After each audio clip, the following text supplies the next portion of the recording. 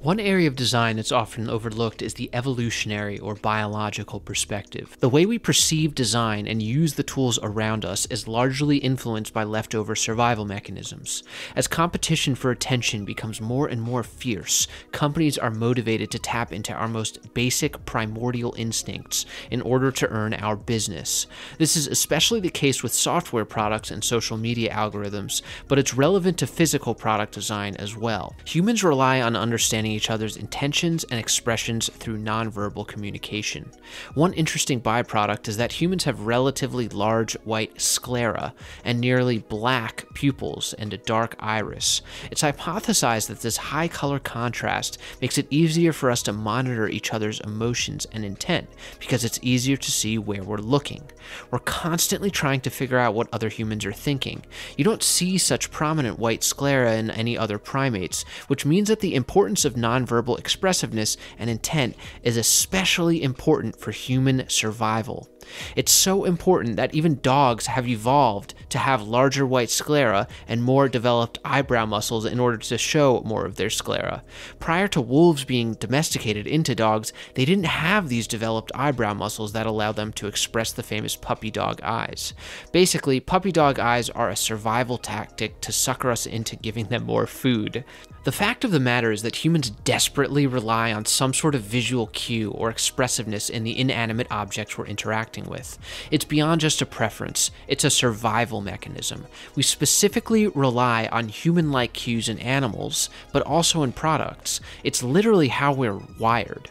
Some products are more subtle in their communication than others, of course. We tend to anthropomorphize. That's when you attach human-like qualities to inanimate objects, plants, or animals. It's a well-established part of human cognition, and children begin to anthropomorphize things as early as age 2. We use the same parts of the brain to monitor facial expressions and have social interactions with humans as we do to analyze objects and animals. Whether or not this has any practical utility is highly debatable. Some would argue that an object or design is imbued with a small part of the maker's soul. Others who are maybe a bit more pragmatic say it's just a biological defect. It's better to see faces everywhere in case there's a predator hiding in the bushes rather than not to. Better safe than sorry. People who are better at identifying faces live longer. Whatever the reason is, the result is the same. Humans have a tendency to attach human qualities to products. It's why we build relationships with our favorite products, and it's why we give names to objects that otherwise don't have thoughts or feelings. Anthropomorphism has potentially dangerous implications for the future if we wrongfully attach emotions and genuine connections to unfeeling robots or other products that have human-like qualities. It can be used to manipulate us into making emotional connections that aren't there. At the same time, making a product relatable is incredibly important because it's so deeply embedded in our biology. Now, to be perfectly fair, this is just a hypothesis posited by scientists. It's hard to prove it definitively, and I understand that a lot of evolutionary psychology is untestable, but it's interesting to think about this perspective when designing because it's just one lens that we can use to examine and understand industrial design or product design. I've mentioned it in another video I made, but this is why cars have faces.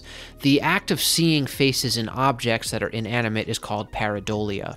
As soon as you introduce symmetry into a product, humans inevitably start to see faces. It's very easy to put a face on a product accidentally, which often yields some very interesting results. Some products are more direct in their expressions than others, but you can be more subtle. For example, this Ferrari subtly mimics the beautiful curves of a woman. This is very common in car design. Frank Stephenson intentionally designed the side mirror of a Mini Cooper to mimic the subtle curves of a woman's breast. It's pretty subtle in the iteration that made it to production, but apparently in earlier iterations that didn't make it to production, it was way more overt. I don't have pictures of it, but I'm sure you can use your imagination. This is probably why cars are getting more and more angry looking as time passes. Studies indicate that humans recognize threatening expressions much faster than they recognize passive expressions, or even happy ones. This was an evolutionary survival mechanism, and it's being used in design to grab our attention. As our attention spans diminish, cars are starting to look more and more predatory and scary because they grab your attention more quickly than the subtle beauty you see in older vehicles. I'm not saying that new cars can't be beautiful. I'm just saying that this preference towards cars that appear predatory is most likely hardwired into our biology. We notice threats more than we notice opportunities. In a study run by Truls Thorstensen, it was concluded that angry-looking cars helped buyers feel more safe on the road. It's just headlights, a grille, and some bent sheet metal. But by driving a car that apparently has an angry face, we project a certain level of confidence to other drivers on the road. Kind of like how walking fast and angry down a dangerous street helps to deter potential criminals from harming you. As designers, the key here is to really take the time to understand when anthropomorphism is appropriate and how much of it you should use in your design work. It mostly comes down to a combination of understanding your user and a little bit of intuition. The important thing to remember, though, is that your user is going to make these sorts of connections, so you need to manage them properly. Another thing is that reality is complicated. There's so many layers of complexity that our brain intentionally protects us from. Humans are typically focused on achieving one goal and filtering everything else out. The brain can realistically only focus on one thing at a time. For example, when you speak to a person, you tend to mostly focus on the eyes and a small part of their face. But more than that, you can't see all of the little cells and molecules and atoms that make up the human that you're speaking with. You see a superficial representation, usually through a 5-degree field of view that's actually in focus, called the fovea. The rest is actually gradually blurred out, and your brain sort of fills in the details for you. At the corners of your periphery, you can really only see motion. If we saw every detail of what was going on all the time, we'd probably go insane. You and I are each made up of 7 octillion atoms. Then each of us are parts of a family and society and countries and subcultures, and that's all part of a biological system, and that's all embedded in the cosmos. But we don't see any of that because the human brain is constantly trying to prioritize what is most relevant to your survival. That's why you don't have a nervous breakdown every time you're standing in a supermarket aisle trying to figure out what cereal to buy amidst all of this maddening chaos and complexity.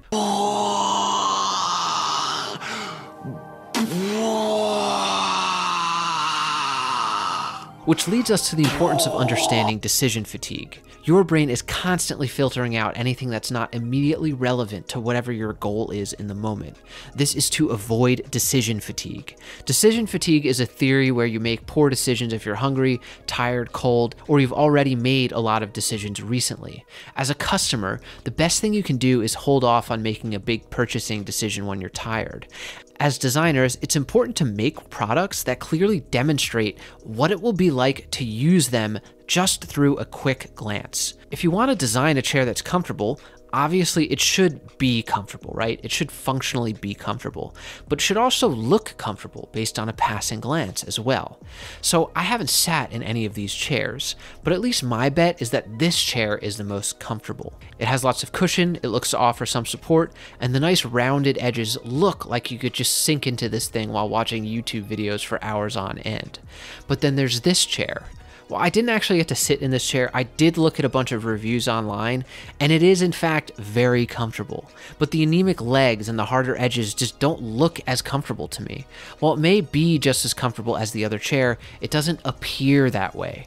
When your customer has to make a snap judgment about a product, you need to make it as easy as possible for them. If my customer cares about comfort first and foremost, I'm going to make a chair with rounded edges and voluminous plush cushions. That's going to be the major part of my design language.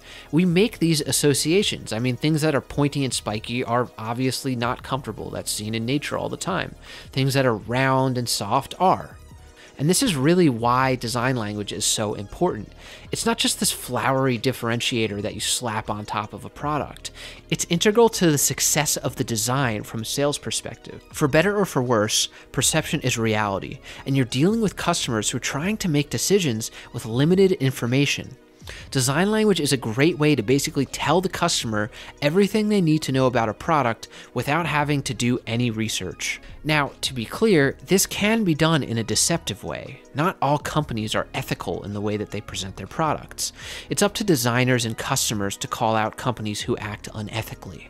And I also want to be really clear, people might have different concepts in their mind of what comfort means based on the culture that they're born in and their personal life experiences. Culture plays a big role here. Just as an example, red and yellow often means danger or caution in Western cultures, but in Chinese culture, red often symbolizes happiness and good luck. In China, yellow often symbolizes power and prosperity, while in Western cultures it sometimes represents cowardice. But even with that in mind, there are some universal truths that transcend culture, almost like they're hardwired into us, regardless of our age or past experiences. One of the most prominent examples of this is the Kiki Bouba effect. In this study, first conducted by Wolfgang Kohler in 1929, people were shown these two shapes and were asked which one was Kiki and which one was Bouba. People pair the rounded shape with Bouba and the jagged shape with Kiki anywhere between 80 to 95% of the time, depending on when and where the study was conducted. The point is that people apply abstract concepts to sound in a way that transcends culture and language. The sharp K sound of Kiki just sounds sharper and therefore looks sharper to people as well.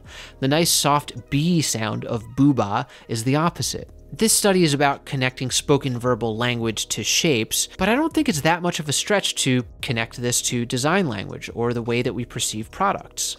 This kind of design language is a great way to combat a customer's decision fatigue. Make it easy for them. We can test this out right now. Which of these shapes look like they'd be more welcoming and comfortable to hold? Feel free to leave a comment. I understand that there are many things that may inform our perception, but I think it's safe to say that most people would say that this one is much more comfortable. And it's important to note, this can backfire. If you have a chair that looks comfortable but actually isn't, you're going to make a lot of customers really angry. And this can also be done in a manipulative way. I'm sure you've heard about why most candy bars are at the checkout stand of a grocery store right as you're about to leave.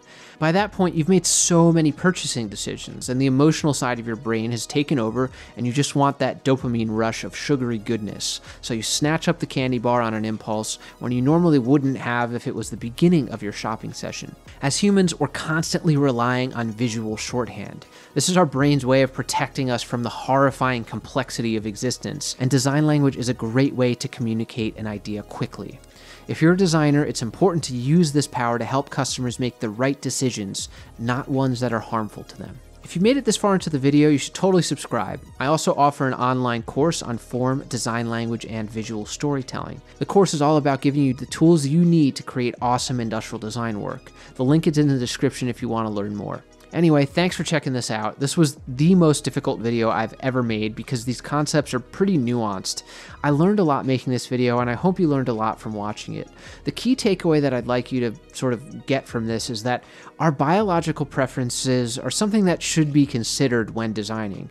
Of course, we're not slaves to our biology, and it's hard to prove one way or another how much of a factor it really is in product preferences, but it's important to at least take it into account. Thanks for watching and have a great day.